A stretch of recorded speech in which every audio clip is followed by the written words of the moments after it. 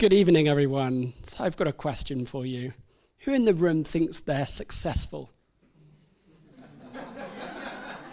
But what does success mean? So I grew up thinking what success looks like, what grades you got, what school you went to, what university you went to, what job you got, what house you lived in, what car you drove, what watch you wore, what holidays you go on. But it was then when I graduated, I got a 2-2. No graduate job would hire me. The criteria, 2-1 or above. And so it was in that moment of failure and disappointment. And so what did I do? Luckily, a friend of mine bought me a book by David Taylor called The Naked Leader. And it said, imagine if you couldn't fail. Who would you be? Where would you go? And what would you do? And it was with that inspiration that I had an idea for a business. And if it wasn't going to fail, then I had to, at 22, with my 2-2, lots of twos there, that I was going to succeed. I had to go and do it and try if I wasn't going to fail. And so how many of you like discounts?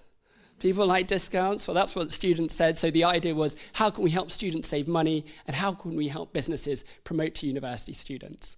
And so I went on that journey. And I was there for 10 years, day to day, and built a successful business with my brother. But then still coming back to that, imagine if you couldn't fail. Running a business and setting one up are two very different things. And I was more the startup person. So I rolled the dice again.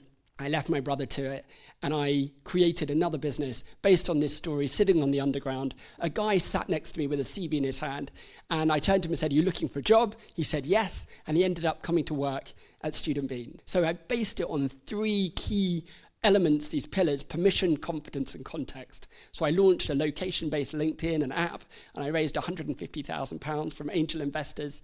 And then 9 years ago, I was in a theme park, and I fainted. I hit my head.